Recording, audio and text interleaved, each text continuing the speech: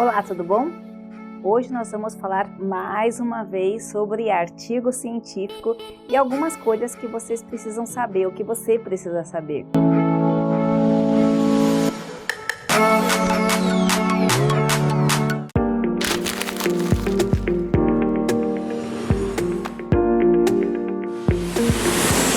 A dúvida de hoje é: quem pode submeter um artigo científico?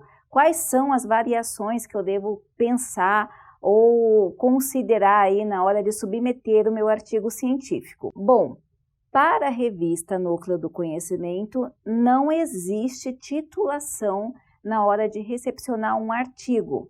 São levados em considerações critérios como problema, se seu artigo ele resolve algum problema da sociedade, se ele está estruturado, se o conteúdo dele é acessível, se é válido, se é considerado ali pertinente tanto para a área acadêmica quanto para a área da sociedade em geral. Então, são levados em considerações outros critérios. Inclusive, nós recebemos trabalhos aí do pessoal do PIBIC, que é aquela bolsa de iniciação científica, trabalhos excelentes que tiveram todo o acolhimento aí. E nós temos trabalho até o pós-doutorado, livre docência. Então, nós temos capacidade de materiais que atendam ali desde os estudantes do ensino médio até cientistas que estão procurando compartilhar aí seus achados sobre novas pesquisas e novas teorias.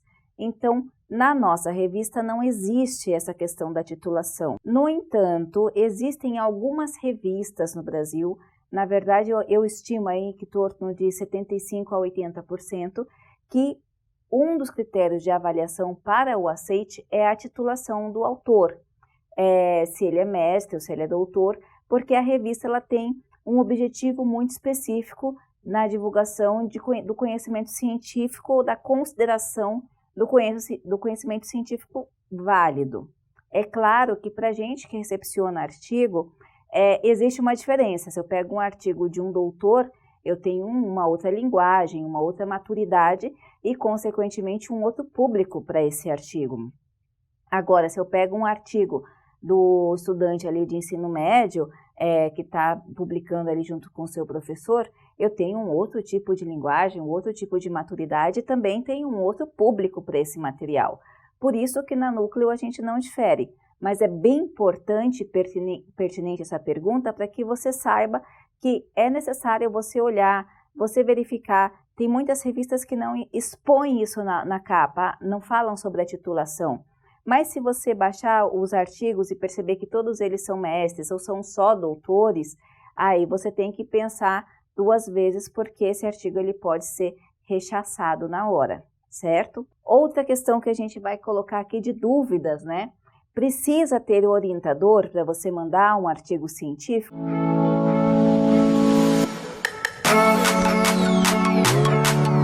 Não necessariamente. Se você tem um orientador que tem uma titulação de mestre ou doutor, para quem está recepcionando esse artigo, que é na primeira recepção, vai olhar esse material de uma melhor forma, porque significa que ele teve essa orientação. Até mesmo para quem vai ler, porque ele vai investigar, poxa, se eu tenho um mestre, um doutor, um professor, um profissional que está assinando junto, significa que esse material ele já começou a ser avaliado ou a ter cuidados na escrita na própria avaliação. Mas é obrigatório? Não, não é obrigatório. Nem que você tenha o orientador para mandar e nem que você coloque o orientador da sua instituição. Mesmo porque a gente entende que muitos materiais são feitos sem o orientador, tá? Então, durante o curso, você pode ter outras disciplinas ou desenvolver um material que não tem a ver com o seu curso, ou, de fato, que esse material seja mais pragmático na questão, não do pragmatismo como teoria, mas pragmático na questão de profissional ali, de vivência diária. Então, não necessariamente precisa de um orientador. Outra questão, precisa ter vínculo com alguma instituição?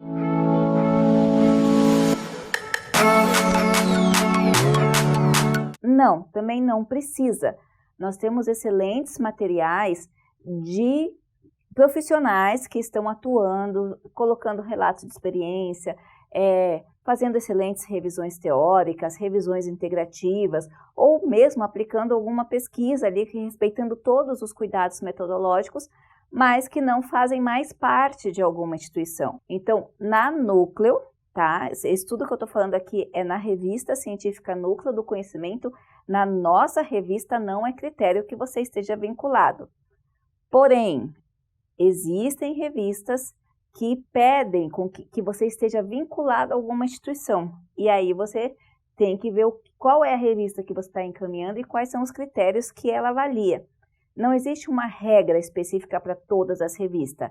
Existem os padrões éticos de indicação para publicação científica, como a avaliação, a questão do plágio, a questão das normas que devem ser obedecidas e respeitadas. Aí entra na questão ética, a avaliação dos pares, mas não existe assim, todas as revistas têm os mesmos critérios. Cada revista estabelece os seus critérios, ok? Por isso que é muito bom, embora eu tenha percebido que as pessoas têm um pouco de dificuldade de ler todas as indicações aos autores, mas é fundamental que você leia para você encaminhar seu material para aquela revista, tá ok? Outra questão, precisa ter muitos títulos na questão de títulos acadêmicos, aquele lápis recheado?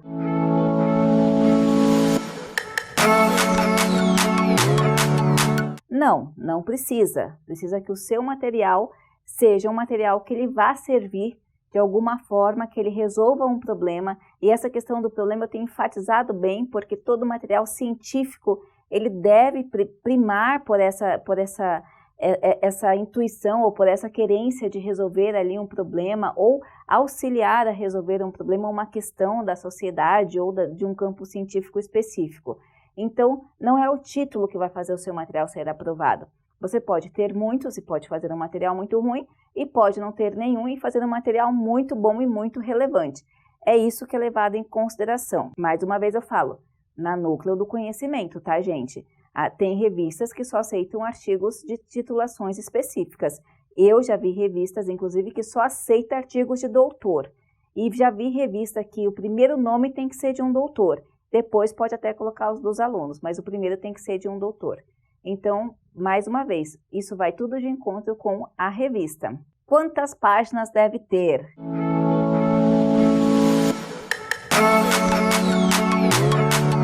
Bom, eu costumo dizer que cada artigo tem uma peculiaridade. Tem artigos que são extremamente ricos, com 5, 6 páginas, e tem artigos que têm 50 páginas que não trazem nenhuma contribuição. Então, depende muito do seu material de conteúdo. Claro, se você for fazer uma revisão teórica, uma revisão sistemática, 5, 7 páginas vai ficar um pouco pobre. Agora, se você está trazendo algum dado, uma revisão uma demonstração de experiência, um relato de experiência, um resultado de uma pesquisa, você consegue fazer esse artigo a partir de 7 laudas. Depende muito do conteúdo que você trazer. Mas eu acho que a partir de 7 laudas é um número bacana para você submeter. É claro, você não vai mandar um artigo de 7 páginas com 6 autores. A gente vai questionar a participação de cada autor nesse material. Muito autor para poucas páginas. Mas dependendo do conteúdo, da disposição ou da quantidade de pesquisa, também é levado em consideração essa questão dos autores versus conteúdo. Mas a partir de 7 páginas, dependendo da metodologia do seu conteúdo e do que você está se propondo a resolver, já começa a ser um artigo aceitável, certo? Precisa ter muitas citações? Isso é uma indagação muito profunda.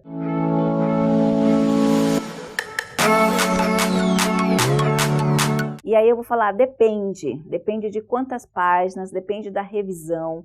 A média de um material é que costuma ter entre 15 e 25 citações de referências para que não seja caracterizado plágio.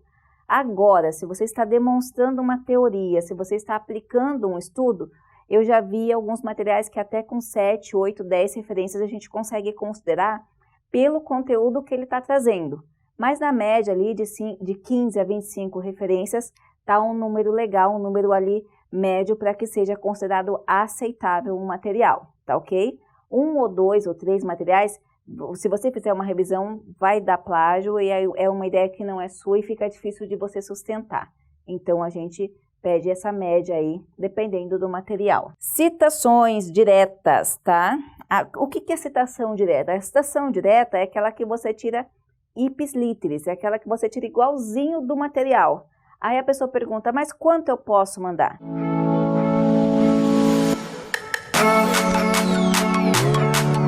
Geralmente, a gente tem assim, na consciência ética, da consciência acadêmica, que essas citações diretas não devem ultrapassar 20% do material. Até mesmo porque, se você coloca uma ou duas linhas e coloca uma citação direta, uma ou duas linhas, você coloca uma citação direta, além do material ser levar muito plágio, ele não vai ter uma ideia sua formada, ele vai ter um compilado ali de recorta e copia. Não é o ideal e não vai contribuir nada. O importante é você pensar que o seu material ele precisa contribuir. Todos esses aspectos que eu acabei de falar, eles são medianos, eles são o que a gente, quando vai analisar um material como par, a gente leva em consideração, mas a priori é ter um texto bem estabelecido, que resolva um problema da sociedade e que respeite os padrões ali metodológicos ali aceitos dentro do mundo acadêmico, que possa ser considerado um material científico, tá certo? Eu espero ter ajudado. Um grande abraço e até a próxima!